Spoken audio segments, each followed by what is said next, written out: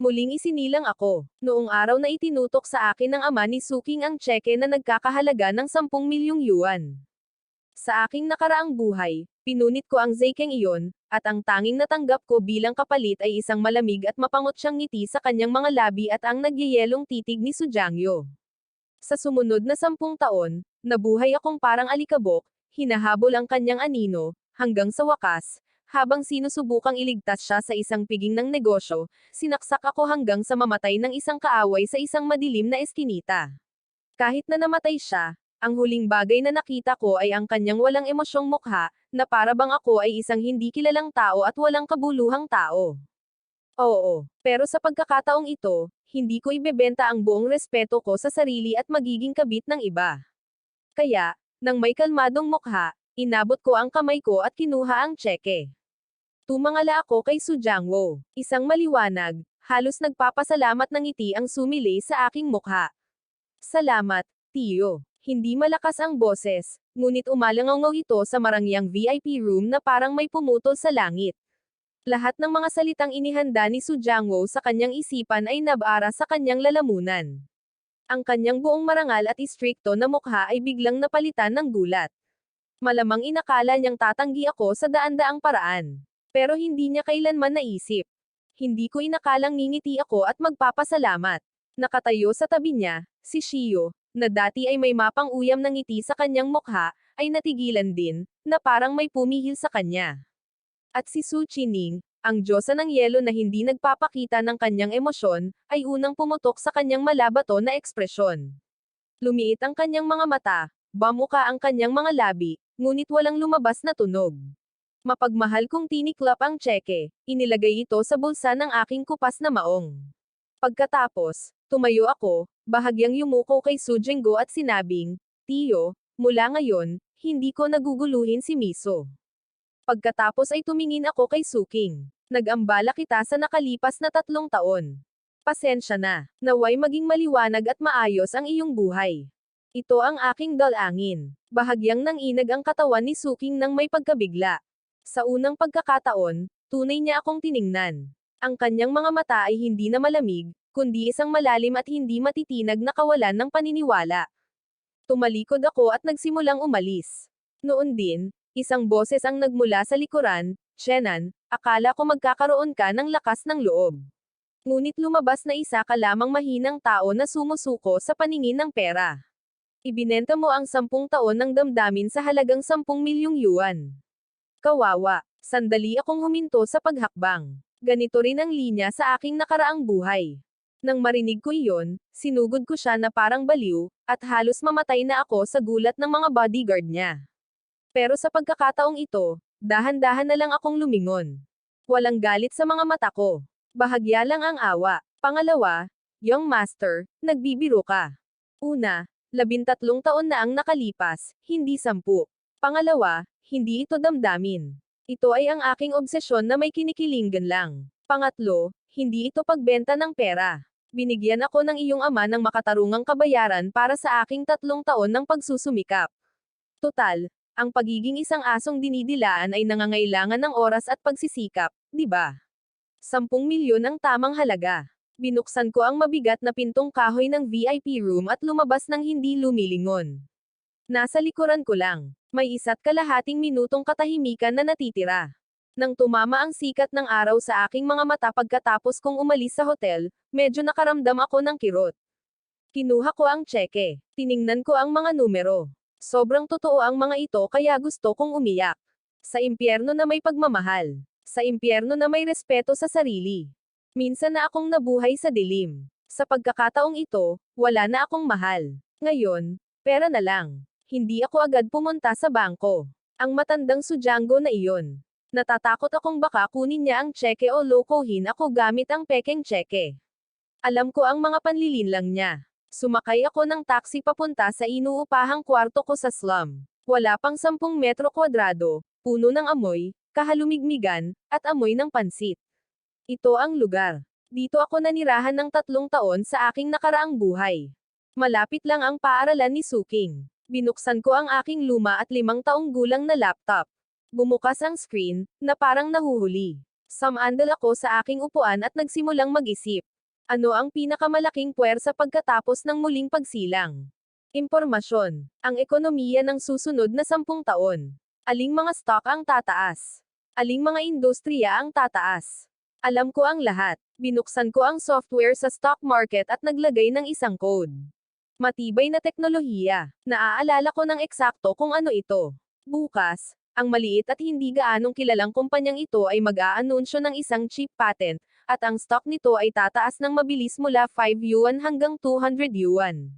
Sinagot ko ang telepono. At tinawagan ko si Suking. Nasa kwarto ko ang mga gamit mo.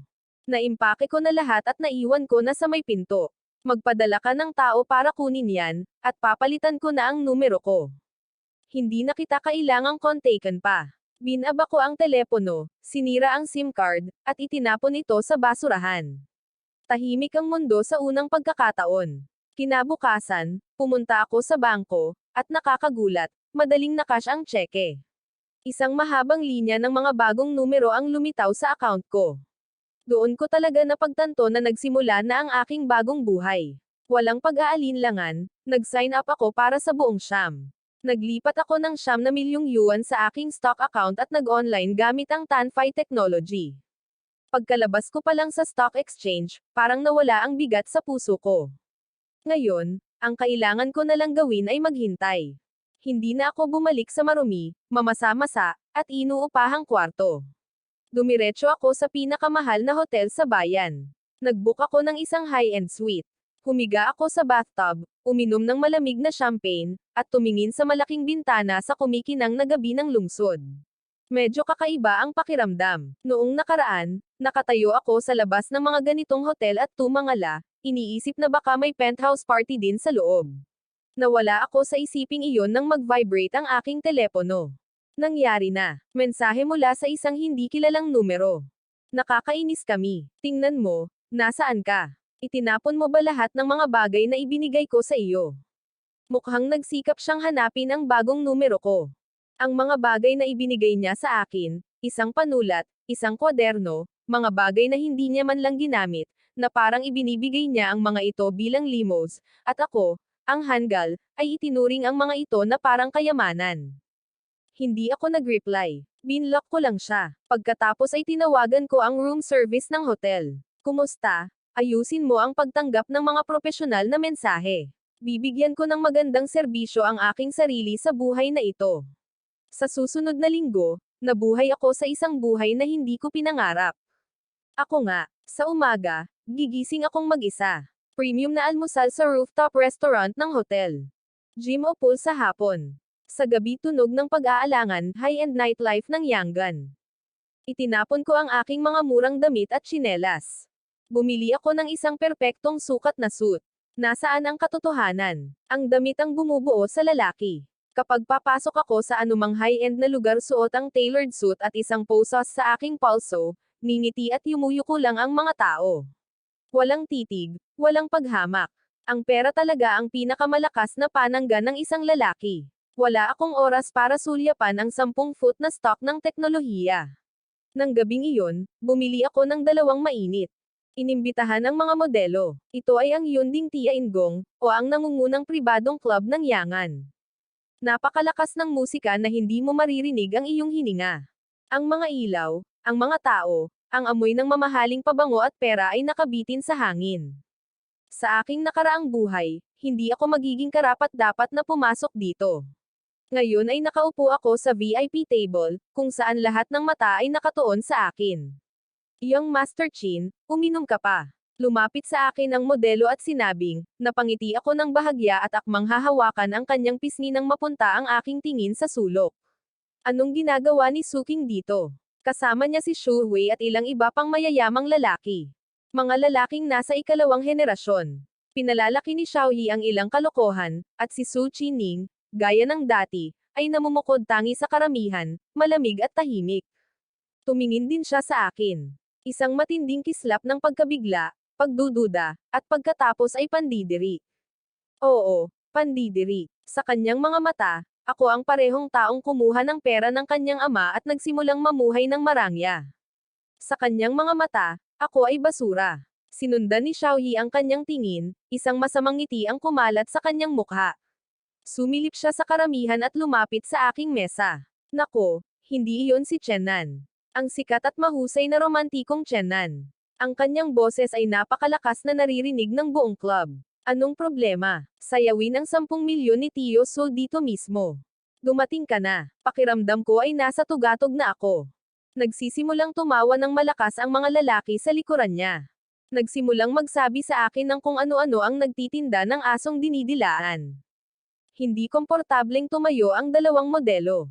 Pero marahan ko silang tinanguan. Manatili kayong nakaupo. Kinuha ko ang baso ko ng whiskey. Dahan-dahan akong humigop. Hindi ko na nga sila nakitang tumingin. Palm, batang Panginoon, Palm, pagkatapos ng mahabang panahon, maayos na ang negosyo sa bansa.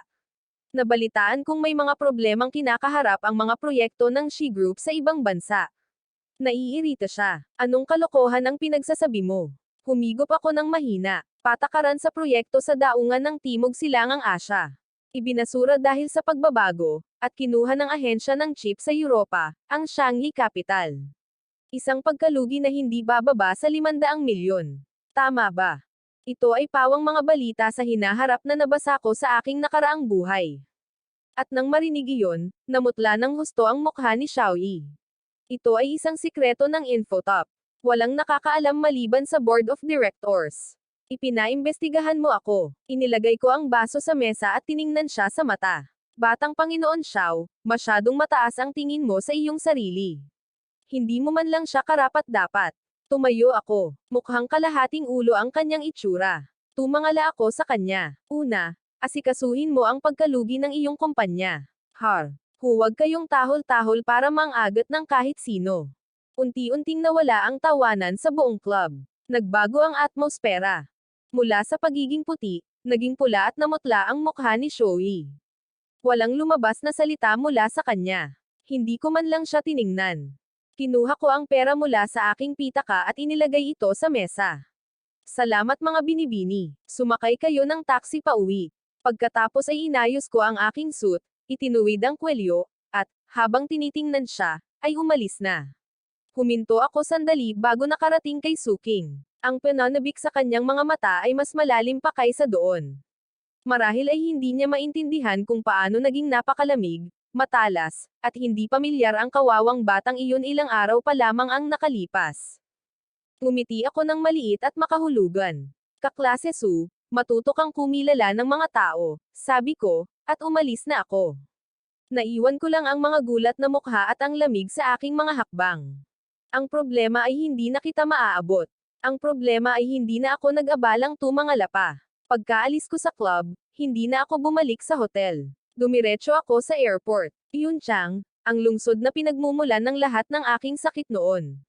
Ngayong nakuha ko na ang aking unang malaking sweldo, wala nang saysay na manatili pa. Umaga na nang umalis ang flight. Destinasyon, Modo, ang internasyonal na lungsod na. Puno ito ng ginto at oportunidad. Habang nakahiga sa aking first class seat, pinatay ko ang aking telepono at nakatulog ng mahimbing. Paggising ko, lumapag na ang eroplano sa Hadong International Airport. Paglabas ko ng paliparan, ang mapanganib na kalayaan na dumadaloy sa hangin ng Modo ay parang bagong simula ng isang mandirigma.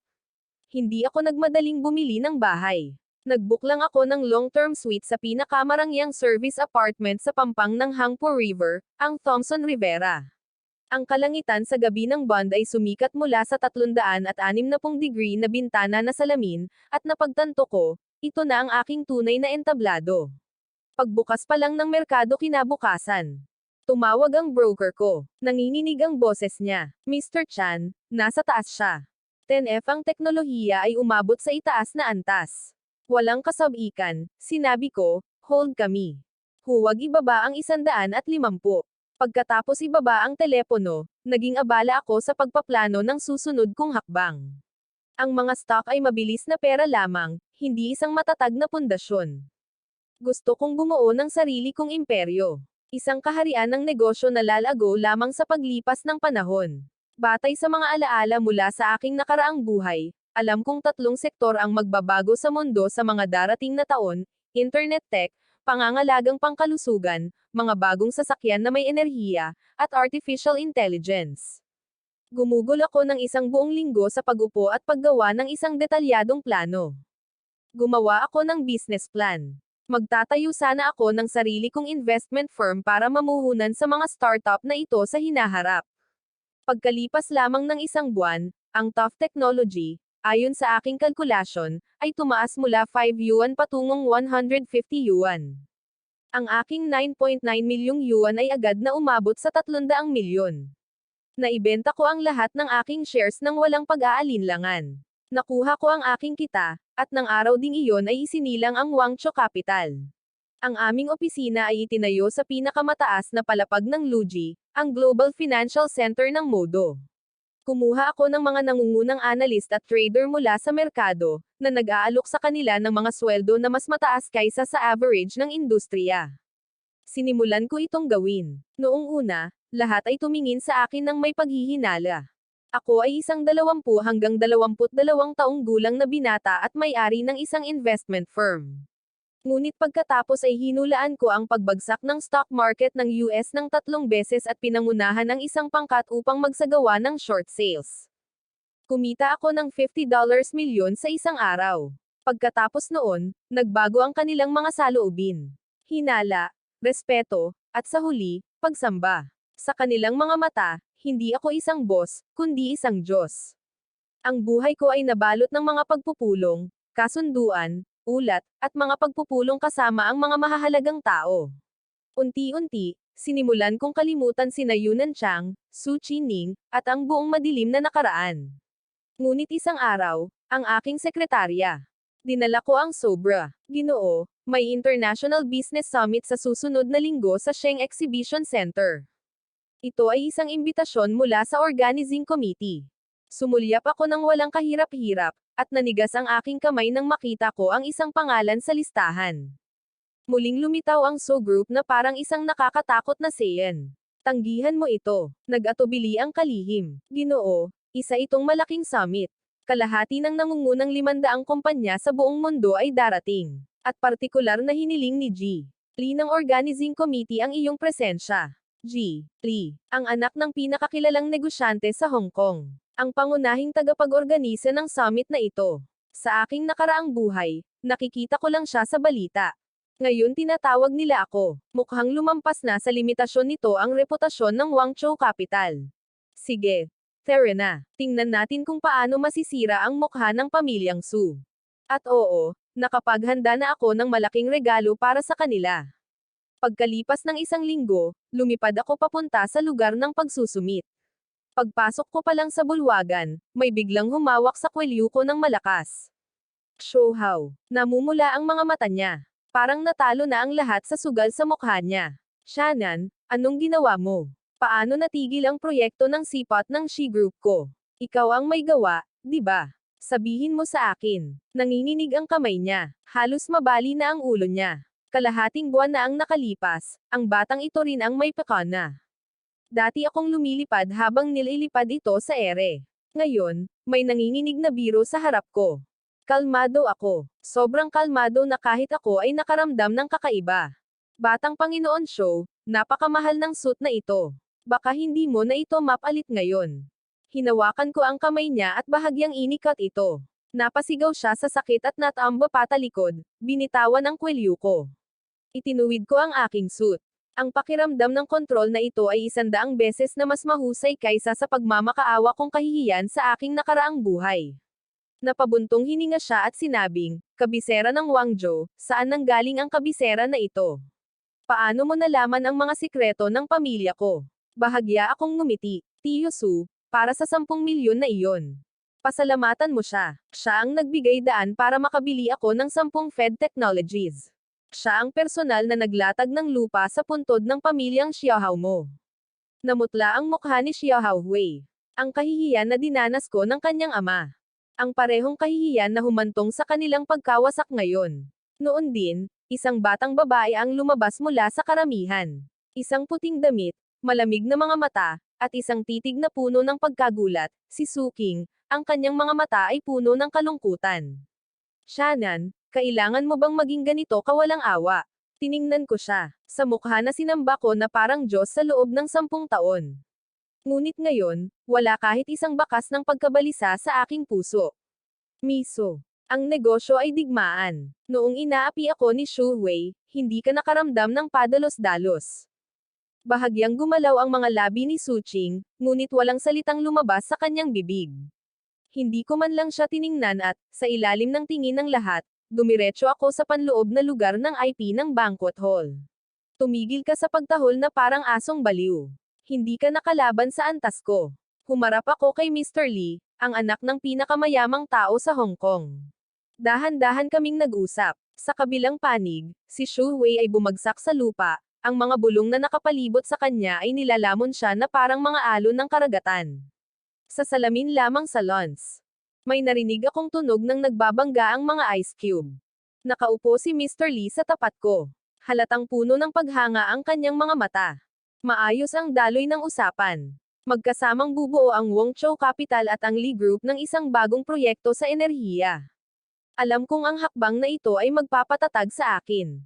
Tunay na kahanga-hanga si Mr. Chen, ang bagong henerasyon. Lubos mong nasisipsip ang bahagi ng pamilyang show. Sabi ko nang may mahinahong ekspresyon. Sumama ka lang sa agos.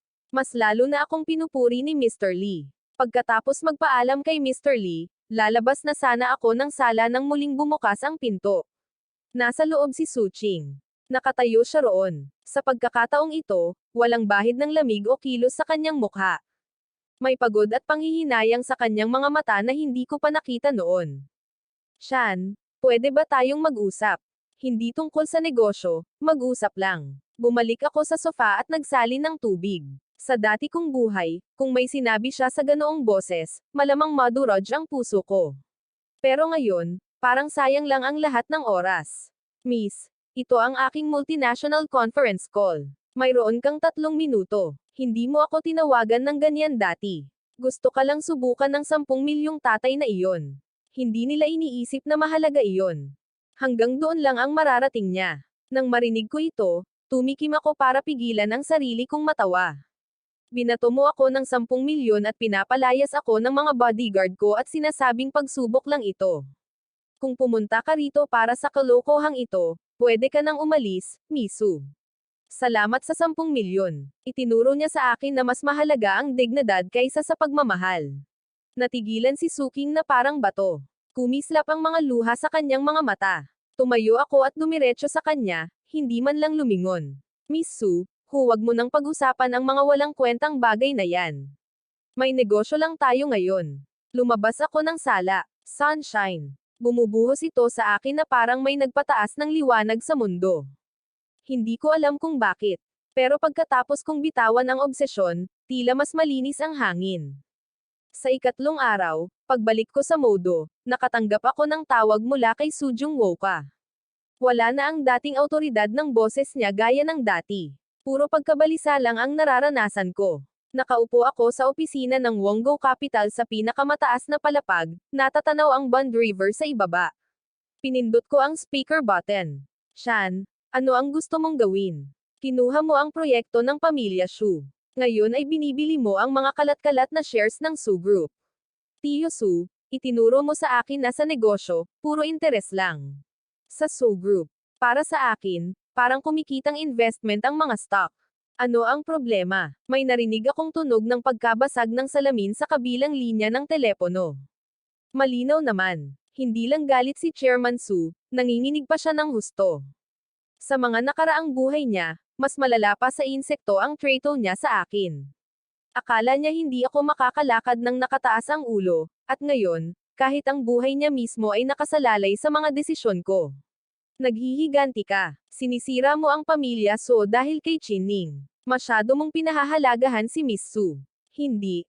Paghihiganti, kumikita lang ang deal na ito. Ibinaba ko ang telepono at ni-blacklist ang numero niya. Lumabas sa screen ang stock graph ng Su Group. Nalulungkot ako. Nakaramdam ako ng kakaibang kapayapaan sa loob. Mukhang kumikinang ang kumpanyang ito sa labas, ngunit bulok sa loob. Kaunting pagtulak lang ang kailangan at ang buong imperyo ay babagsak na parang pader na buhangin. Nakatayo sa baba si Pangulong, si Miss Su Qing. Sabi niya kailangan niya akong makilala. Hinawakan ko ang aking relo. Isang mahina at malamig na ngiti ang sumilay sa aking mga labi. Kalahating buwan na ang nakalipas, hindi pa nga ako karapat-dapat pumasok sa pangunahing gate ng pamilyang Su. At ngayon, ang parehong dakilang Miss Su ay naghihintay sa baba. Hayaan siyang maghintay. Tapusin ang ulat. Kinuha ko ang kape. Kumalat ang pait nito sa aking dila, at sa kung anong dahilan. Nakakatuwa talaga. Gusto kong maintindihan ni Sujung ang naging epekto ng 10 milyon na itinapon niya noong araw na iyon. Pagkalipas ng 2 oras, sa wakas ay pumasok na sa opisina si Suking. Mukha siyang pagod, malungkot, at nanghihina. Kahit ang kanyang makeup ay hindi may tago ang kanyang maitim na bilog sa katawan. Mahigpit niyang hinawakan ang isang folder. Isang huling SOS mula sa Su Group. Shan, tumigil ka na. Isipin mong halos ay bake kita. Masama ang pakiramdam ng tatay ko. Hindi niya kakayanin kung babagsak ang Su Group. Inikat ko ang aking upuan at tiningnan ang taong dating buong mundo ko. Sa dati kong buhay, namatay ako sa isang madilim na eskinita sa pagtatangkang iligtas siya, at hindi man lang siya dumalo sa aking libing. Ngayon, ang kanyang pagmamakaawa ay parang biro na lang. Iba ang galaw ng katawan ni Miss Su kapag nagmamakaawa siya. Tiningnan ko ang kasunduan sa kanyang kamay. Hindi ako interesado. Kaya ano ang gusto mo? Tatanggapin namin ang anumang kondisyon para mailigtas ang Su Group. Tumayo ako at tumayo sa harap niya. Napaatras siya ng bahagya sa takot. Dinampot ko ang kanyang file at itinapon ito sa shredder. Gusto ko ng 51% control ang shares, at si Su Jungwo ay kailangang humingi ng tawad sa akin sa harap ng buong mundo. Imposible. Hindi kailanman tatanggapin ito ng aking ama. Bumalik ako sa aking upuan at nagsindi ng tabako, at saka natapos ang usapin. Binibining Su, kukumpletuhin ko ang pangwakas na pagbili bago magsara ang merkado bukas. Pagkatapos niyan, hindi lamang mawawala ang kumpanya ng pamilya Su, kundi mabibigatan din sila ng milyon-milyong utang. Bumagsak si Suking sa kanyang upuan na parang nadurog ang kanyang kaluluwa. Tiningnan niya ako na parang nakakita siya ng demonyo. Ngunit alam kong binabawi ko lang ang aking mga karapatan. Lumabas ka at huwag kang makialam sa aking pagkita ng pera. Napaatras siyang lumabas ng opisina. Habang nakatingin sa kanyang likuran, wala na ang lahat ng natitira sa akin. Naubos na ang huling piraso ng awa. Nagsimula na ang laro. Ang pamilyang Su ay ang unang bato pa lamang ng aking imperyo sa negosyo. Nakaupo ako sa aking sasakyan, nakatingin sa mga patay na collector na nagtipon sa gusali ng Su Group. Malamang ay nagtatago si Sujung sa kanyang opisina, sinusubukang iligtas ang kanyang buhay sa pamamagitan ng pagtawag sa kanyang mga tinatawag na matandang kaibigan. Sa kanyang nakaraang buhay, ang mga taong ito rin ang makakasalubong niya sa hapagkainan at sasabihing, huwag kang mag-alala, Shan, kasama ka namin. Ngayon, gusto kong makuha ang mga shares na mayroon sila, at pinag-uusapan nila ang mga presyo sa merkado. Umalangaw ang kanyang mga sigaw sa listening device, at isang malamig na ngiti ang sumilay sa aking mga labi. Sujung, hindi pa rin niya maintindihan. Walang permanenteng kaibigan sa mundong ito. Puro permanenteng interes lang ang mayroon, at triple na ang nabayaran ko kay Lei. Kung hindi hihingi ng tawad si Chairman Su, lalo ko pang pag-iinitin ang sitwasyon. Ibinaba ko ang telepono at sinenyasan ang aking sekretarya. Simula ng ikalawang yugto. Sa loob lamang ng 10 minuto, ang balita tungkol sa pandaraya sa pananalapi ng Su Group ay nasa unang pahina ng bawat pangunahing portal sa pananalapi. Isa lamang ito sa mga malalaking reg along inihanda ko. Bawat numero, bawat piraso ng datos, ay isang malaking dagok sa kapalaran ng Su Group. Isang welga iyon. Isang tanong na may halong takot ang nagmula sa kabilang panig. Imposible. Tanging mga nangungunang Tagaloob lamang ang nakakaalam tungkol sa mga librong ito. Shen, paano mo nakuha ang mga ito? Tiningnan ko ang nakasarang bintana sa pinakamataas na palapag ng gusali. Parang kitang-kita ko ang basag na mukha ni Su Jungwo sa loob. Sa aking nakaraang buhay, ginugol ko ang mga gabi sa pagsisikap na takpan ang kanyang mga butas, at ngayon, ang parehong datos na iyon ang kanyang tiket patungo sa impyerno. Tiyo Su, simula pa lamang ito. Agad na umabot sa pinakamababang limitasyon ang stock. Sa loob ng 1 oras, naglaho ang halaga sa merkado ng Su Group sa bilyon-bilyon. Alam kong nasira na ang kanyang huling pader sa pag-iisip. Wala nang natitirang lugar para sa kanya sa mundong ito ng mga aso at aso. Pagsapit ng gabi, nagsimula ang malakas na ulan sa Modo. Kinuha ko ang aking payong at lumabas para dalawin siya. Nakatayo si Soching sa ulan. Wala siyang payong. Basang-basa siya. Ang dating mapagmataas na tuwid na likod niya ngayon ay tila nakabaluktot. Pagkakita niya sa akin, tumakbo siya palapit, ngunit pinigilan siya ng mga bodyguard. Shan, pakiusap, puntahan ang aking ama. Inatake siya sa puso. Gusto niyang humingi ng tawad sa iyo ng personal. Huminto ako. Tumutulo ang mga patak ng ulan sa kanyang mga pisngi. Hindi ko alam kung luha ba iyon o ulan. Naalala ko ang isang gabi mula sa aking nakaraan. Sa sobrang lakas ng ulan, tumakbo ako patawid ng bayan para ibili siya ng cake. Dahil lang sa casual niyang nabanggit iyon. At nang ibigay ko ito sa kanya, sinabi niya, ang tamis naman. Itapon mo na. Ngayon, kung ang paghingi ng tawad ay makakaayos ng lahat, ano ang ginagawa ng mga pulis? Miso, umuwi ka na. Umakto kang parang malungkot na babae sa harap ng ibang tao. Hindi ka naman ganito dati. Magdamag kang hindi mapakali kung makikita mo man lang akong sumasakit ang ulo. Paano ka naging ganito kalamag ngayon? Dahil ang Cade ng dating pumuputol sa iyo ay namatay na sa madilim na eskinita na iyon. Ngayon, ang nakikita ko na lang ay tubo at pagkalugi. Ako na siya. Dumaan ako at tumungo sa Rolls Royce. Umiiyak at sumisigaw siya mula sa likuran. Pero hindi kumibo ang puso ko. Sa paningin ko, ang pag-ibig niyang ito na huli ay hindi man lang katumbas ng 10 rupees. Kung iiwan mo ang pamilyang Su, tatanggapin namin ang anumang kondisyon. Kahit kasal. Nang hindi lumingon, sinabi ko, Misu, ang halaga mo ngayon ay hindi sapat para maging receptionist sa aking Wangcha Capital. Sumara ang pinto ng kotse, at naputol ang mga tunog ng ulan, hangin, at iyak sa labas. Ang kanyang puti at basang anino ay lalong lumiit sa rearview mirror. Nagsalin ako ng red wine. Panalo na ako sa round na ito. Susunod, ang araw na nagsimula ang pulong ng mga shareholder ng Su Group sa tamang oras. Binuksan ko ang mabigat na pintong kahoy, at tumahimik ang buong bulwagan. Dumiretso ako sa upuang dating kinalalagyan ng Su Jungwo, ang simbolo ng kapangyarihan. Ngayon, ito na ang aking upuan. Pangulong Cho, tingnan mo, nailipat na namin ang lahat ng aming mga share. Umaasa kami sa iyo para isulong ang Su Group.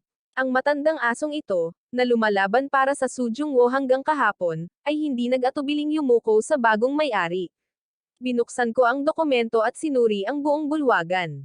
Mula ngayon, hindi na tatawaging Su Group ang kumpanyang ito. Tatawagan na itong Wangchao Technology. At kahit sinong direktang kamag-anak ng pamilyang Su. Aalisin ko ang kumpanya sa loob ng 1 oras. Kasabay nito, isang kaguluhan ang sumiklab mula sa isang sulok. Biglang pumasok si Su, namumula sa galit. Ano ba ang ginagawa mo para makaalis kami rito? Ang kumpanyang ito ay pagmamay-ari ng pamilya ko. Isa ka lang pala sa mga naligaw ng kayamanan namin. Hindi ko itinataas ang aking ulo, sinabi ko, narinig mo ba ako? Agad na lumapit ang mga bodyguard at dinala siya palayo na parang tuta. Umalangaw sa pasilyo ang kanyang mga pagmumura. Ngunit walang kahit isang shareholder ang nakatingin sa kanya. Tumingin ako sa gilid. Nakaupo si Soching sa likuran. Nakayuko ang kanyang ulo. Mahigpit na magkahawak ang kanyang mga kamay. Binibining Su, bilang paggalang sa nakaraan, iiwan ko sa iyo ang isang bahay. Dalhin mo ang iyong ama doon. Hindi na tayo mamumuhay sa mga lansangan. Dahan-daang itinaas ni Soching ang kanyang ulo. Ang kanyang mga mata ay parang blanko sa isang puppet. Walang imak, tumayo siya at lumabas ng silid pulungan. Naiintindihan ko. Ngayon, tuluyan ko nang dinurog ang kanyang huling natitirang dignidad. Nakatayo sa bubong, pinagmasdan ko ang nagniningning na gabi ng ilog Hangpo. Ngunit iyon lamang ang pundasyon ng aking magiging imperyo sa negosyo. Ang tunay na hamon ay nagsisimula na ngayon. Kuya Chan, napakalinis ng paghawak mo sa usapin ng pamilyang Su. Pero hindi magiging madali ang pagkuha sa proyektong chip na iyong tinitingnan. May narinig ka ba, Ginoong Lee? Itinuro ni Ginoong Lee ang isang mesa sa di kalayuan. Isang babae ang nakaupo roon, ang kanyang mga mata ay matalas na parang isang hinugot na espada. Siya ay kay Shenrua, ang susunod na 10 taong gulang na Panginoon ng larangan ng Artificial Intelligence. Ang pamilyang Shen ay namumuhunan din sa parehong proyekto. At makinig ka, ang babaeng ito ay tinatawag na red-haired bruha. Ang kanyang mga pamamaraan ay mas malupit pa kaysa sa iyong inaakala. Mabuti iyon. Hindi nakakatuwa ang mahihinang kalaban. Parang naramdaman niya ang init ng aking mga titig. Tumingin sa akin si Shenrocky at itinaas ang kanyang baso. Bahagya niya itong itinaas. May bahid ng pagsisiyasat at malinaw na pagpukaw sa kanyang ngiti. Sa kanyang nakaraang buhay, ang pamilya Shen ay dumating sa modo makalipas ang 3 taon. Ngunit ang butterfly factor sa aking mga tadyang ay nagdala na ng mapanganib na kalaban na ito. Si Shenhua. Sa kanyang nakaraang buhay, noong ikaw ang namamahala sa merkado, ako ang tagapagmaneho ni Su Qing dito. Tingnan natin kung sino ang tunay na mananalo. Bahagya akong ngumiti at umalis. Kailangan kong i-reset ang aking buong diskarte sa negosyo. Ang pagdating ng pamilya Shen ay parehong isang panganib at isang malaking pagkakataon. Kung kaya kong lamunin ang Southern Territory, magagawa kong sakupin ang Wangcha Capital. Walang makakapagpagalaw sa akin. Pagkatapos ng paglilipat, isang kakaibang salpok ang nagtulak sa akin na bumalik sa dating slum kung saan ako nakatira. Ang parehong kadiliman, ang parehong mamasamasang amoy, ang parehong murang sigarilyo at nabubulok na basura. At pagkatapos ay nakita ko siya. Si Su Qing, sinusubukang buhatin ang isang curtain na kahon. Hindi mo inakala, Shen, na mapupunta ako sa parehong lugar kung saan ka nakatira. Ito ba ang paraan mo ng paghihiganti? Nakatayo siya na nakasandal sa sirang pader, may hawak na kahon ng murang pansit. Ang babaeng hindi man lang nakapasok sa mga second-tier restaurant. Ngayon, 100 sex rentals. Nakikipagtalo ako sa may-ari ng bahay. Hindi ko naisip na maghiganti sa iyo. Binawi ko lang ang mga karapatan ko, at walang kinalaman sa akin kung paano ka namumuhay.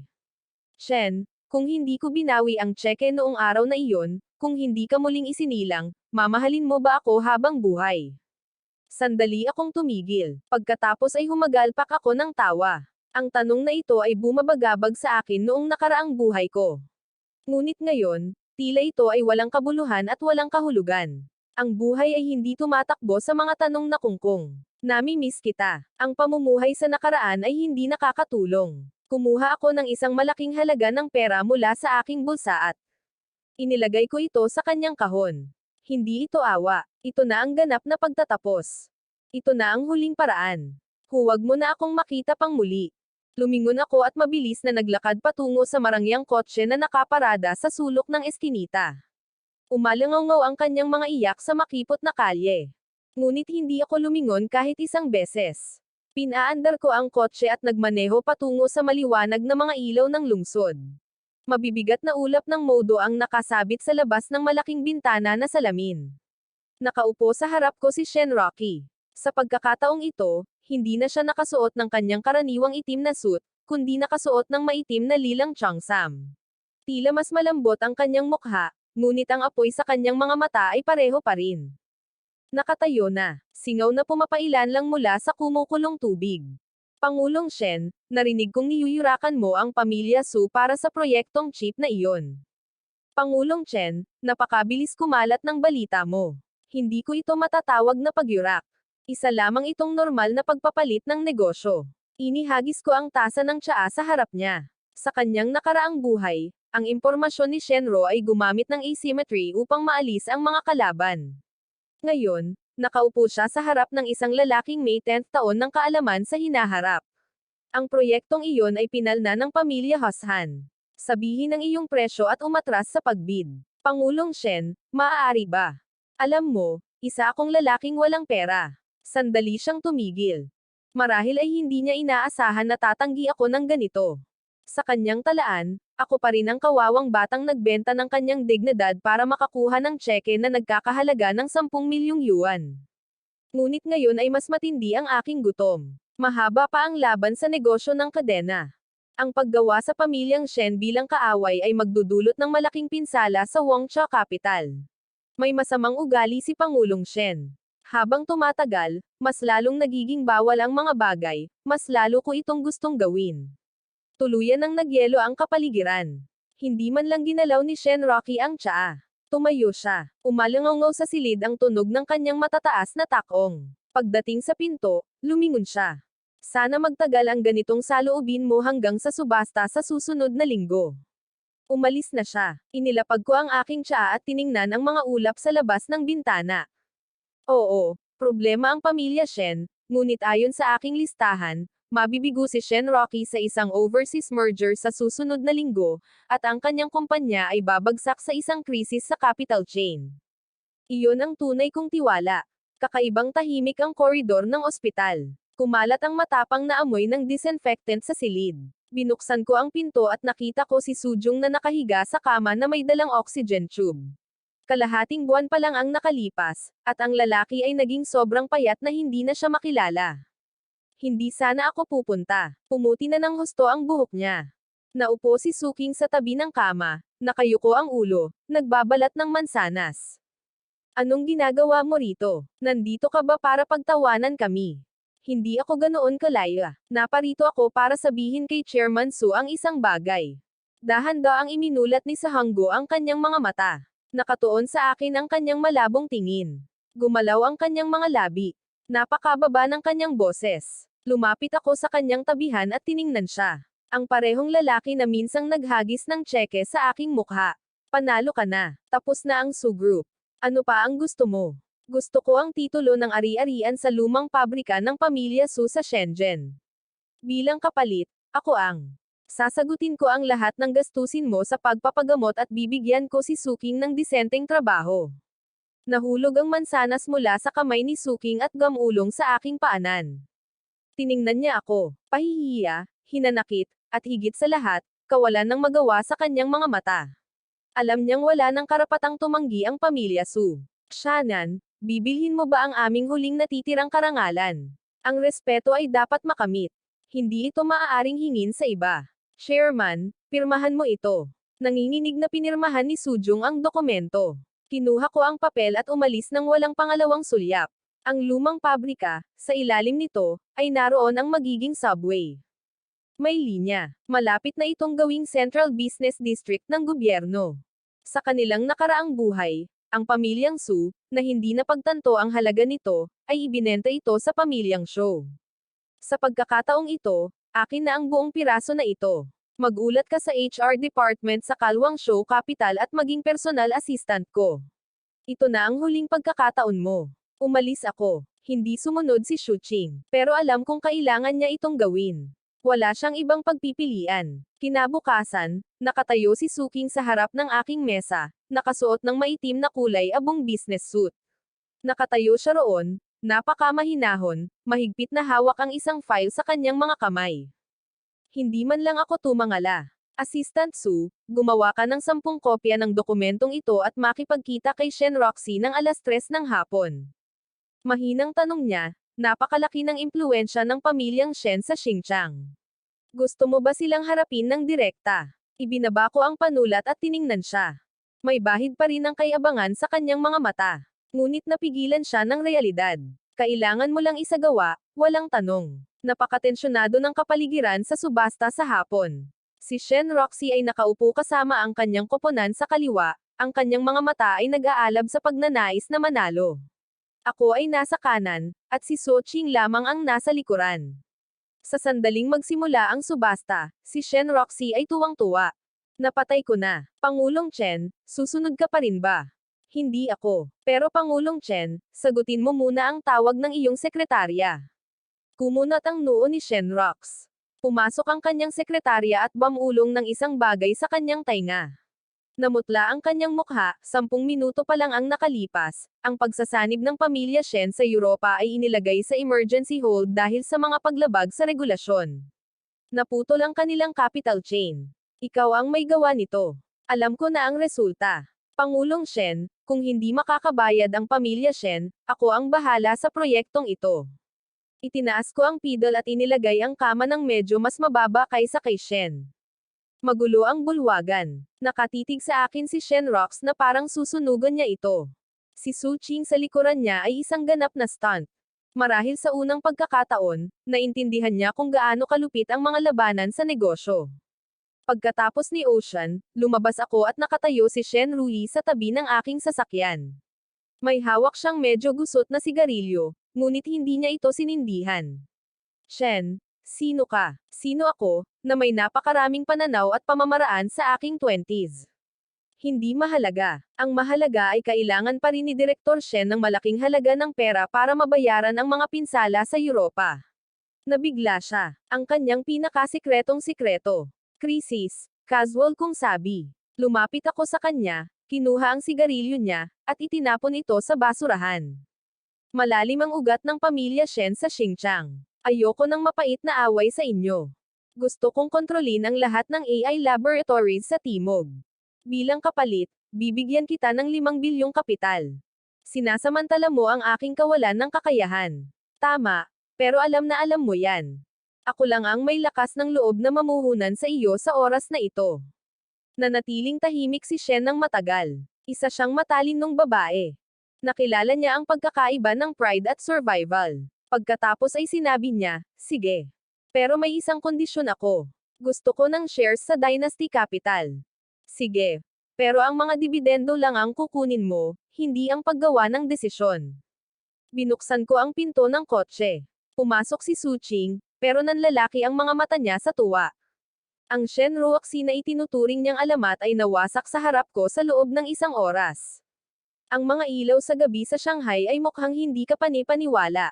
Nakaupo kami sa mesa sa harap ni Su Qing. Nagtrabaho siya ng husto ngayon, nag-o-overtime at nag-aayos ng mga lab paper ng pamilyang Shen. Ngayon ay mukha na siyang assistant. Hindi na isang matandang spoiled princess. Shen, salamat sa mga gastusin sa pagpapagamot ng aking ama at sa lahat ng ginawa mo para sa akin ngayon. Huwag mo man lang akong pasalamatan sa pagpapakita nito sa iyo. Ito ang kabayaran sa iyong pagsusumikap. Su Qing, ang kahinaan ang pinakamalaking kasalanan sa mundong ito. Hindi siya nagsalita, nakatitig lang sa kalmadong ilog. Alam ko ang iniisip niya. Iniisip niya, kung mas maayos ko sana ang pakikitungo kay Chan 3 taon na ang nakalilipas, iba kaya ang magiging resulta ngayon. Pero sa kaibuturan ko, alam ko, hindi talaga. Nakuha ko na ang laboratorio ng pamilyang Shen, na nangangahulugang opisyal ko nang nakuha ang aking tiket sa industriya ng AI.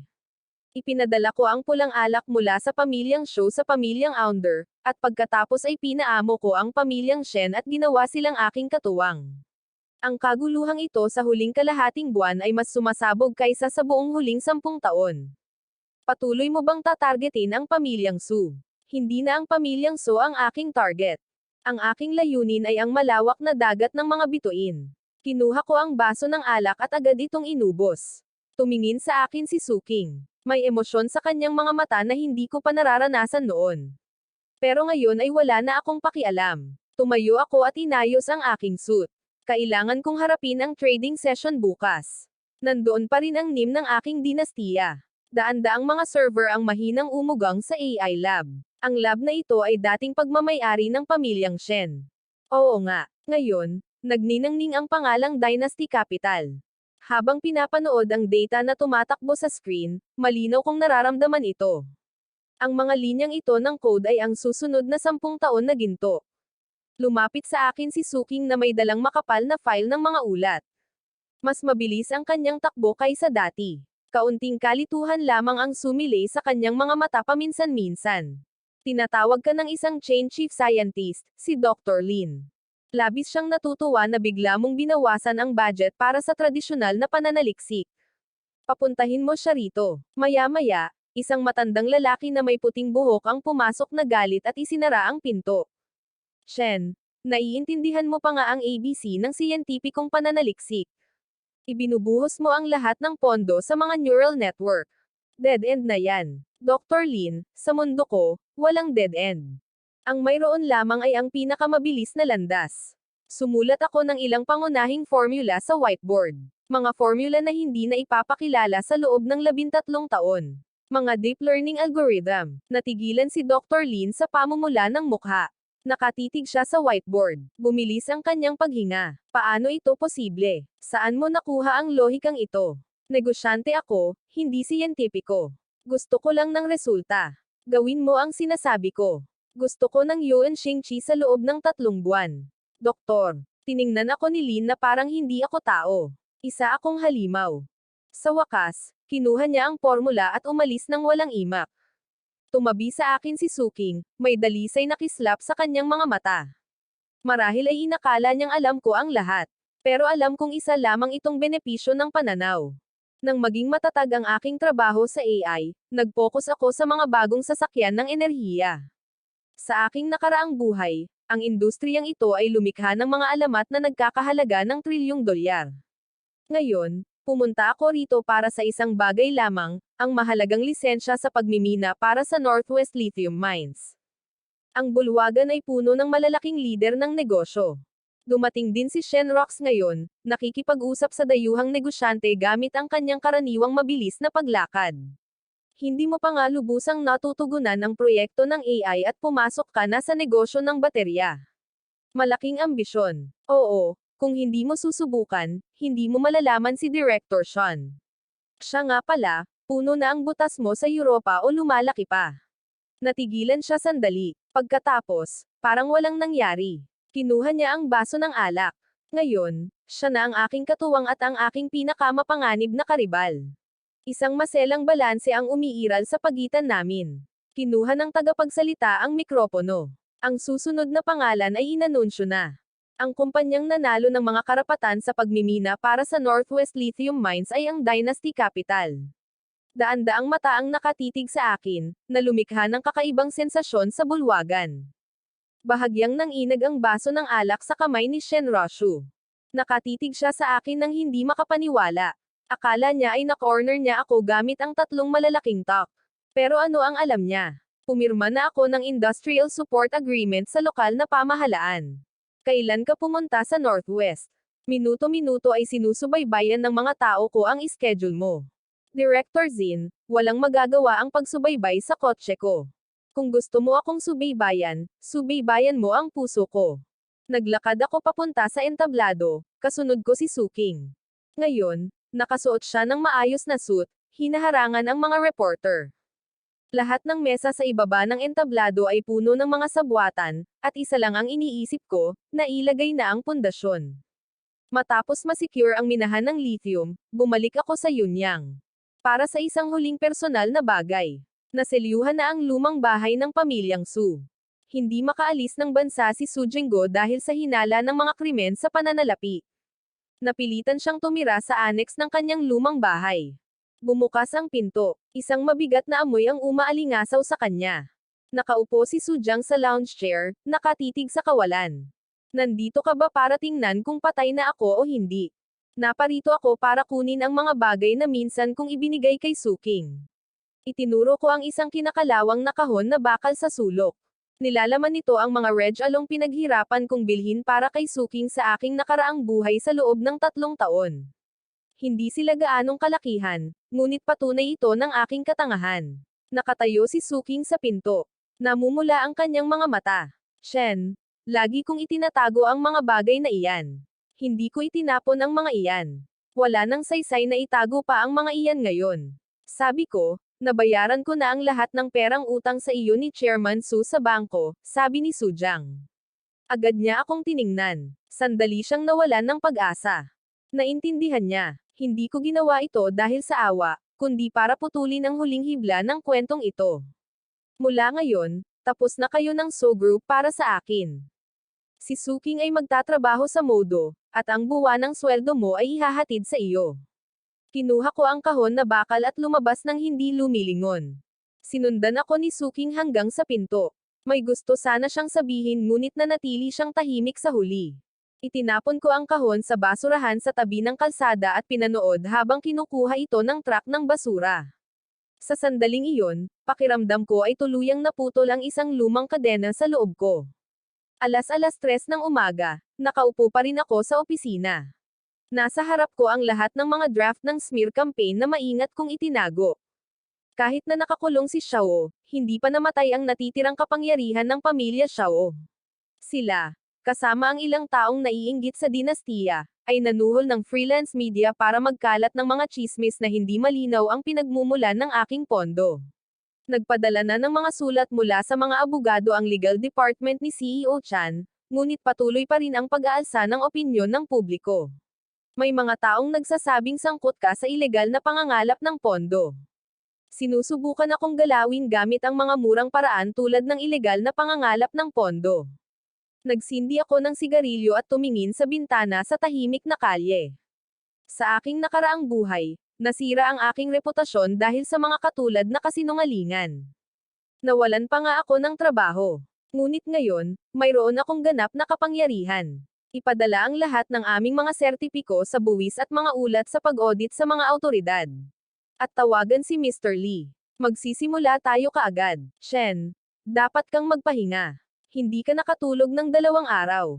Ang pag-aalala sa kanyang mukha ay nagdulot ng kaunting init sa aking puso. Ngunit mabilis ko itong pinigilan. Ayoko ng pag-aalala. Ako. Gusto ko ng katapatan. Gusto kong malugi lahat ng mga kumakalat ng tsismis sa oras na magbukas ang merkado bukas ng umaga. Nang gabing iyon, hindi nakatulog ang buong pinansyal na sirkulo ni Modo. Nakatitig ako sa mga stock chart sa screen na parang isang mangangaso na sumusubaybay sa kanyang biktima. Ang mga nagtatago sa likod ng mga eksena ay walang ideya kung sino ang kanilang kinakaharap. Hindi ko lang nakikita ang kasalukuyan. Nakikita ko rin ang kanilang buong kinabukasan. Humahaba ang unos ng opinyon ng publiko. Isa-isa, gumuho ang lahat ng mga bahay ng media na kumakalat ng tsismis. Ang halaga sa merkado ng Dynasty Capital, sa halip na bumagsak, ay tumaas ng 30%.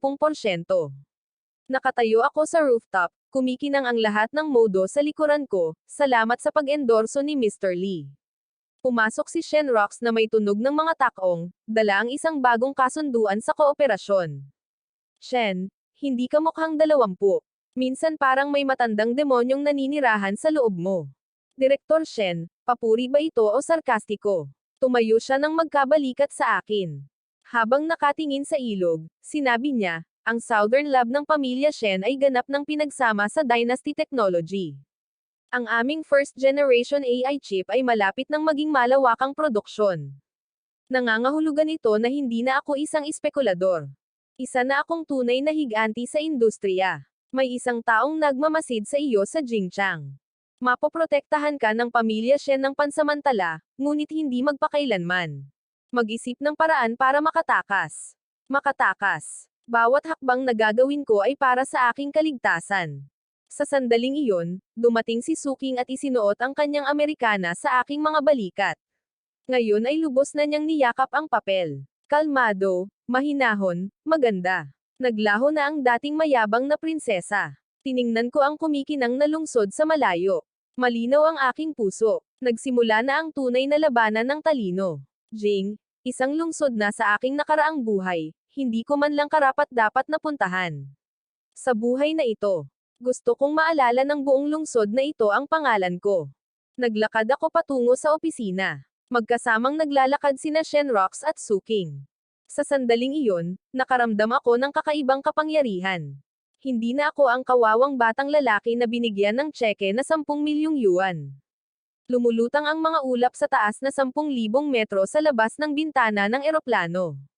Papunta na ang eroplano sa plane ng Chunk. Samandal ako sa leather seat, tinitingnan ang listahan ng mga power player na ipinadala ni Shen. Naupo si Suking sa tabi ko, sinusuri ang schedule pagkatapos lumapag. Ngayon ay isa na siyang matataas na sekretarya. Handa na ang airport pick-up ni CEO Chin. Pero inimbitahan kayo ng batang amo ng I-family ni Jing Chang sa charity banquet ngayong gabi. Ang I-family, sa kanilang nakaraang buhay, tinawag silang I-family, na kumokontrol sa kalahati ng industriya ng electronics ni Jing Chang. Ang pagbagsak ng capital chain sa loob ng 2 taon ay haantong sa kanilang pagkawasak. Ngunit sila ay mga demonyo pa rin. Mga hindi nagalaw na joints. Ang kanyang imbitasyon sa oras na ito ay malinaw na isang senyales. Atin pa rin ang lungsod na ito. Isa kang tagalabas. Sabi ni Miss Shen, napakarumi ng taktika ng pamilyang ay. Dapat tayong tumanggi. Bakit tayo tatanggi? Inihanda na nila ang entablado. Kung hindi ako pupunta, magsisimula na ang palabas. Paano kaya? Lumapag ang eroplano. Tumama sa mukha ko ang malamig na hangin ng Kapitolyo. Hindi ito ang Yunchang. Ito ang liwanag ng Namodo. Ito ang puso ng kapangyarihan. Sa aking nakaraang buhay, isa akong delivery boy sa lungsod na ito. Sa pagkakataong ito, gusto kong lumingon sa akin ang lungsod na ito. Pumasok ang sasakyan sa sentro ng lungsod, mga pulang pader, berdeng bubong, lahat ay kumikislap sa bintana. Ang puso ko ay lubos na kalmado. Pamilya Ayman o ang power circle ng Jingchang.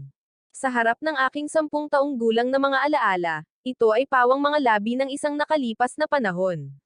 Isang hanay ng mga luxury car ang nakahanay sa pasukan ng club. Pinapasok kami ng attendant. Pagpasok ko pa lang sa bulwagan, natigil ang lahat ng pag-uusap. Daan-daang mata ang tumingin sa akin. Nakatayo si Young Master Yong sa gitna ng karamihan, iniikot ang isang baso ng alak. Isang malalim na pagmamalaki ang nakaukit sa kanyang mukha. Kaya ito ang tiyanan na umaalog ng modo. Hindi naman ganoon kay-special si Tia Ochan. Isang alo ng tawanan ang dumaloy sa karamihan. Nakatayo si Suking sa likuran ko. Bahagyang nanigas ang kanyang katawan, ngunit kinontrol niya ang kanyang paghinga at nanatiling kalmado. Naisip ko, pinawi ang pang-aasar, at pumunta at umupo sa kalapit na sofa. Young Master, ang lalaking ito na may 3 ulo at 6 na braso ay isang halimaw. Isa lamang akong simpleng tao na mahilig kumita ng pera. Ngunit ang kumita ng pera sa Jingchang ay hindi madali. Nabalitaan kong pumunta ka rito para subukan ang iyong sarili sa electronic chip pie. Pinapayuhan kita na bumalik sa iyong pinanggalingan. Kung hindi, kailangan mong ibenta kahit ang iyong huling natitirang panloob. Ibinagsak niya ang baso ng alak sa mesa, at natapon ito. Tiniis ko ang mababang antas ng kahihiyan na ito ng 100 beses sa aking nakaraang buhay. Mahinahon akong kumuha ng panyo, pinunasan ang aking mga kamay, at tiningnan siya sa mata, at sinabing, Young Master E, huwag mo nang alalahanin ang aking panloob. Asikasuhin mo ang kargamento ng mga hilaw na materyales ng pamilya Yi na na-stock sa Timog Silangang Asya. Kung hindi ako nagkakamali, ito ang lifeline ng iyong pamilya ngayong taon. Ha, tuluyan nang nagbago ang ekspresyon ng mukha niya. Inilihim ng pamilya ang mga bagay na ito. Imposibleng malaman ng kahit sino sa labas. Sa unang pagkakataon, lumitaw ang takot sa mga mata niya. Nakakamangha ang party, pero ayoko ng alak ni Young Master G. Pumutok ako palabas, hindi napapansin. Sinundan ako ni Suking palabas. May bahid ng kawalan ng paniniwala sa mga mata niya. Marahil ay iniisip niya kung ilang barahan na ang natitira sa akin. Pagbalik ko sa hotel, inilagay ko ang una kong order. Alam ko na kung nasaan ang sakong niya ngayon. Sa dati kong buhay, nagsimula ang pagbagsak niya sa isang internal leak, at ang taong naglabas nito ay kasalukuyang binubugbog ng mga tauhan ni Young dahil sa mga utang sa sugal. Ang underground casino sa South City. May isang lalaking nagngangalang Lobo. Hanapin mo siya at dalhin mo sa akin. Babayaran ko ng doble ang lahat ng utang niya. Agad na nagsimulang magsulat ng mga tala si Suking. Ngayon ay hindi na niya kinwestiyon ang aking desisyon. Perpekto lang ang pagpapatupad. Pagkalipas ng 1 oras, dinala si Lobo sa harap ko. Si Ocean, pakiligtas ako. Papatayin ako ni Young. Hindi kanya kayang patayin. Ibigay mo sa akin ang orihinal na datos mula sa mga electronic ledger. Ipapadala kita sa ibang bansa. Nag-atubili siya ng wala pang 3 segundo. Kapag buhay at kamatayan na ang usapin, walang katumbas na katapatan. Matapos matanggap ang datos, hindi ako nagmadaling magpubliko. Tinawagan ko ng direkta si Direktor Shen Roshu. Masyado kang mabilis kumilos.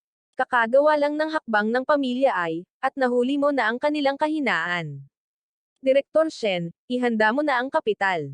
Kukunin natin ang buong pangunahing industriya ng pamilya ay sa sandaling magbukas ang merkado bukas ng umaga. Pinutol ko ang uling, lumapit ako sa bintana. Maganda ang gabi sa Jingchang, ngunit sa likod nito ay may madugong sabwatan. Alam kong pagkatapos bukas, ang pamilyang ito ay magiging kasaysayan, at ang pangalan ng Dynasty Capital ay yayanigan ang Jingchang. Magpahinga ka na, bukas ang araw ng malaking ani. Tumanggo si Suking, nanlalaki ang mga mata sa akin. Mayroong kakaibang debosyon. Kalahating oras pa lamang ang nakalipas mula nang magbukas ang merkado nang ang lahat ng 3 kumpanya ng pamilya ay dumiretso sa mas mababang mga circuit. Lahat ng mga teknisyan ng Jingchang na nakamasid mula sa malayo ay nasa takot na ngayon. Namutla ang kanilang mga mukha habang pinapanood ang mga pulang numero sa screen. Anong nangyayari? May bumaril ng tuluyan sa pamilyang ito. Sino ang may ganitong lakas ng loob? Nakaupo ako sa VIP room. Maraming computer ang nasa harap ko, at si Direktor Shenrox ay nakaupo sa tabi ko, mabilis na nagsasagawa ng mga utos. Sa bawat pagkakataon, parang operasyon sa mahinang nerbiyos ng pamilyang ito.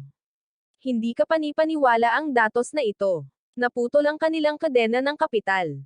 Ngayon ay hindi na sila makatakas. Interes lang iyon. Kagabi, sinabi ni Yuang na hindi ako sapat na mahusay para kumita ng pera. Ngayon ay kailangan kong ipakita sa kanya kung paano mawalan ng pera. Noon lang, biglang pumasok si Yang sa pinto na parang baliw. Namumula ang kanyang mga mata, nakatagilid ang kanyang kurbata. Wala na ang kayabangan kagabi. Galit niyang tinakbo ang kwelyo ko, ngunit itinulak siya ng mga bodyguard sa lupa. Shannon, baliw ka. Hindi ka pababayaan ng Power Circle. Batang Panginoon G, ang Power Circle ay gumagana lamang sa malalakas, at ngayon ay wala ka ng silbi sa kanila. Sumenyas ako, itinapon na siya. Pinanood ni Soching ang pagkaladkad niya na parang patay na aso at bamantong hininga. Naalala niya ang kanyang dating pamilyang Su. Huwag kang huminga. Sabihin mo sa departamento ng pananalapi na simulan ang pagkuha. Umalis ako sa trading floor. Sumikat ang araw. Ang pagbagsak ng pamilyang Su ay simula pa lamang. Lubos kong niyanig ang tubig ng Xinjiang. Pagkalipas ng 7 araw, opisyal na nagbukas ang sangay ng Dynasty Capital sa Xinjiang. Ang mga parehong tycoon na hindi ako pinansin noon ay nakangiti at nagbibigay sa akin ng mga business card. Ang kita ang tunay na pasaporte sa mundong ito. Si C.O. Chen ay bata at may talento. Ang kinabukasan ni Xinjiang. Nasa mga kamay mo yan. Siyempre, yayaman tayong lahat ng sama-sama. Walang bakas ng pananabik sa mukha ko. Naglakad si Soching suot ang isang eleganteng itim na damit, pinapagaan ang kanyang pakikisalamuha. Sanay na siya sa ganitong buhay na puno ng tensyon. Lumapit sa akin si Director Shenrak. Binabati kita, CEO. Ngayon, alam na ng lahat sa Jingchang ang pangalan mo. Talagang mayroon kang gininto ang katangian, at malamang ay malaki rin ang kinita ni Director Shen. Kung wala ang suporta mo sa kapital, hindi sana naging ganito kabilis ang pagbili ng pamilya ay. May bagong lalim sa kanyang mga mata. Hindi na kami basta magkasosyo. Isa kaming komunidad na may iisang interes. Habang nakatingin sa mga tao mula sa entablado, bigla kong naalala ang araw na ako'y muling isinilang. Ang 10 milyong tseke na iyon ay tila nakakatawa ngayon. Sujung, nakikita mo yon. Noon, gusto mong bilhin ang kinabukasan ko gamit ang pera, at iyon ang nagbigay sa akin ng kapangyarihang bilhin ang mga inaasahan ni Jingcheng. Natapos ang seremonya. Nakatayo ako sa terrace sa pinakamataas na palapag, nakatingin sa buong Jingchang, naliligo sa nakasisilaw na mga ilaw. Alam kong nagsimula ng mabuo ang mapa ng aking negosyo. Pero ito pa lang ang pundasyon. Sa kalaunan, magtatayo ako ng isang imperyong pangkalakalan. Isang pandaigdigang imperyo na ipapangalan kay Chen. Ginoo, nakabook na ang flight ko bukas ng umaga papuntang Modo. Mabuti. Susunod na hintuan. Kailangan kong ibalik ang huling bahagi na pag-aari ko. Humarap ako sa aking mesa. Bumagsak ang paglubog ng araw sa aking likuran, na naglalagay ng mahabang anino. Sa buhay na ito, sa wakas ay magiging hari na ako. Umaagos ang ilog Hong Kong sa labas ng bintana na abot kisame. Hindi ako tumigil pagkabalik mula sa Jingchang. Agad akong bumaba sa pag-aayos ng layout ng pandaigdigang pamilihan. Nakatayo sa likuran ko si Suking, inaayos ang mga dokumento para sa mga pagsasanib sa pagitan ng mga bansa. Ang maselang aura na dating nasa kanyang mga mata ay wala na. Ngayon, puno na ito ng paghihirap.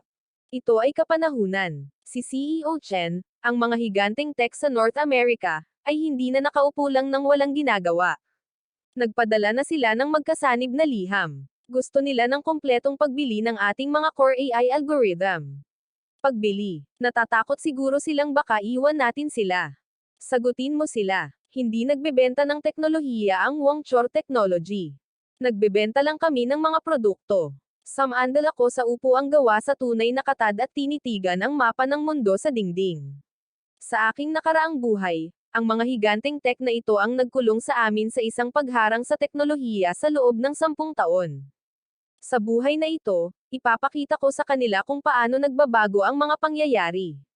Isa pa, nakalabas na ng ospital ang aking ama ngayon. Gusto kanyang lutuin bago umuwi. Hindi na kailangan. Miss Su, sinabi ko na sa iyo dati, trabaho lang ang namamagitan sa atin. Bilhan mo siya ng magandang retirement home sa Yunanchang. Ibawas ang bayad sa aking personal na account. Bahagyang tumigil ang kamay ni Suching. Yumuko siya. Medyo nabulunan ang kanyang boses. Alam kong hindi pa niya ito nakakalimutan. Pero nagsara ang pinto ng aking puso noong araw na ako ay muling nagkatawang tao. Magtrabaho ka na. Napakahalaga ng pagpupulong ngayong hapon kasama si Direktor Shen Roxy. Huwag kang magkamali. Huminga siya ng malalim, nilinis ang kanyang mga mata, at bumalik sa kanyang propesyonal na estado. Pinanood ko ang kanyang anino na humiwalay, at sa unang pagkakataon, nakaramdam ako ng kailan-awan sa aking puso. Sa buhay na ito, wala akong aksesorya ni Newman. Ako ang Panginoon ng malaking chessboard na ito. Pagkatapos ng overtime, mag-isa akong naglalakad sa pampang ng ilog. Malamig ang simoy ng gabi, inaalis ang kalahati ng aking kalasinggan. Tumakbo si Suking palapit sa akin.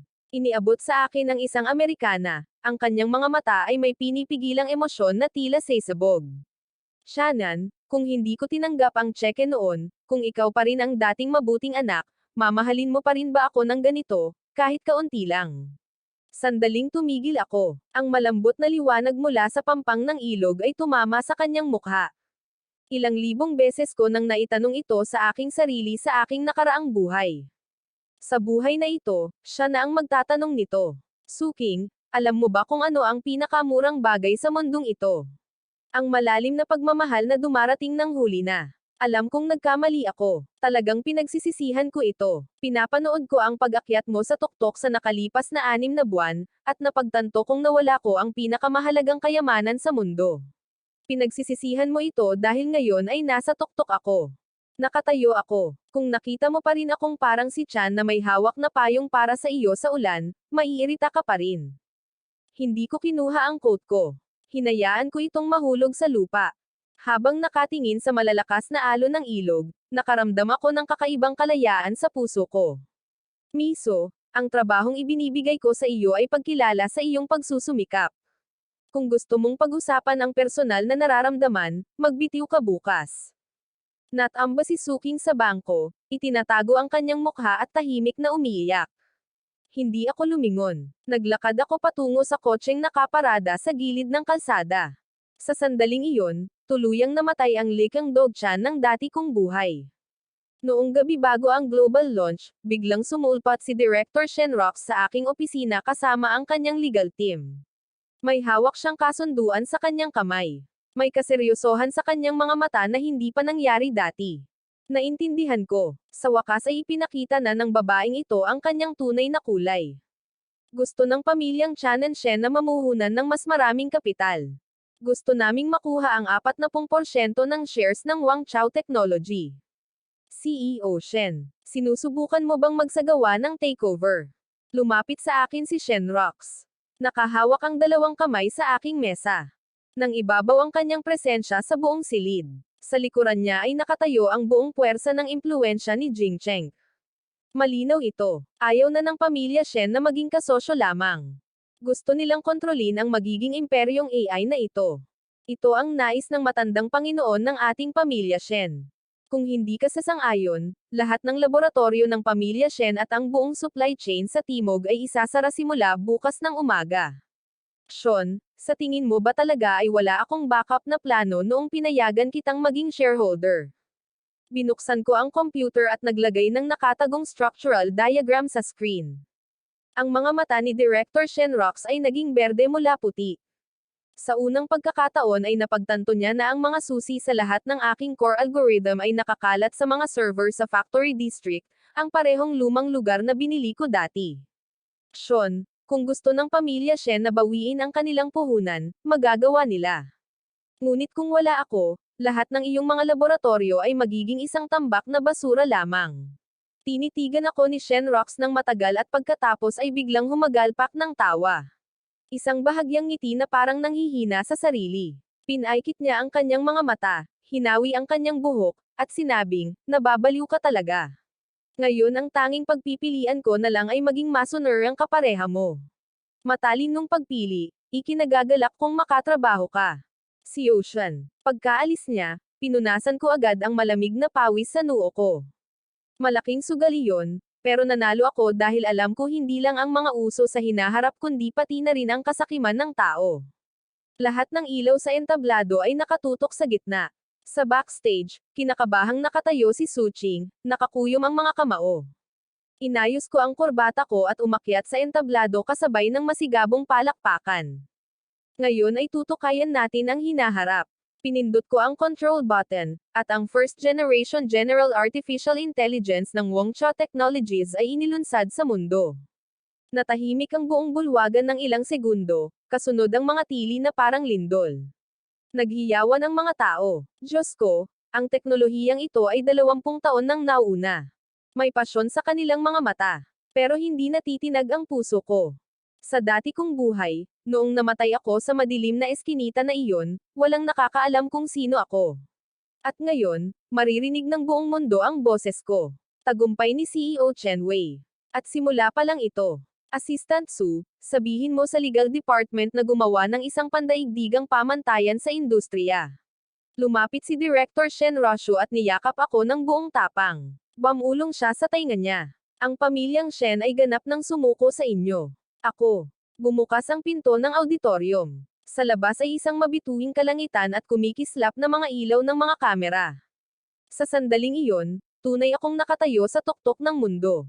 Hindi para sa pag-ibig, hindi para sa karangalan, kundi para sa isang tanawin na nagpapaliit sa lahat ng iba pang mga bundok. Tinanggihan ko ang lahat ng mga panayam at pumunta ng mag-isa sa rooftop. Hinampas ng hangin ang aking buhok, ngunit malinaw ang aking isipan. Sa wakas ay naunawaan ko na ang pinakadakilang kahulugan ng bansang Rencar ay hindi ang paghihiganti, kundi ang kapangyarihang pumili ng sariling kapalaran. Pagkalipas ng 1 taon, bumalik ako sa Yunnan. Ganun pa rin ang lungsod, tanging ang mga pamilyang So at Ju lamang ang naging tampulan ng tsismis. Nakatayo ako suot ang isang itim na trench coat, hawak ang mga puting ligaw na chrysanthemum sa aking kamay. Ito ang libingan ng aking nakaraang buhay. Sa pagkakataong ito, nabuhay ako para sa iyo at naghiganti. Ngayon, magpahinga ka na. Lumingon ako at nakita ko si Suking na nakatayo sa di kalayuan. Nagbitiw na siya. Ngayon, isa na siyang guro sa isang elementarya sa Yunchin. Wala nang anumang kasakiman o galit sa kanyang mga mata. Kapayapaan lamang. CEO Chin, matagal nang hindi nagkikita. Matagal nang hindi nagkikita, Guro Su. Nagpalitan kami ng ilang casual na salita at tahimik na nagpalipas ng oras, nagpatuloy sa aming paglalakbay. Walang pumihil sa amin, walang drama. Kapayapaan lamang ng paggising mula sa isang panaginip. Nang sandaling iyon, tumawag si Direktor Shen Rox. Ang halaga sa merkado ng Waka Capital ay lumampas na sa $1 trilyon. Big Boss Chen, saan mo gustong pumunta ngayon? Sa isang lugar kung saan walang nakakakilala sa akin. Para makatulog, ibinaba ko ang telepono at pinatay ang telepono. Sumikat ang araw sa dagat, kumikinang ang mga alon. Kinuha ko ang luma at dilaw na tseke na nagkakahalaga ng $10 milyong mula sa aking bulsa. Ang pinakamatanda kong momento, dahan-dahan ko itong pinunit, at ang mga piraso ay lumipad sa dagat kasama ng hangin. Sa impyerno na may pagmamahal, sa impyerno na may karangalan. Sa buhay na ito, nabuhay ako ng isang kahangahangang buhay. Pinaandar ko ang aking sports car, pinindot ang accelerator, at nawala sa abot tanaw. Nagpapatuloy ang alamat ni Chen.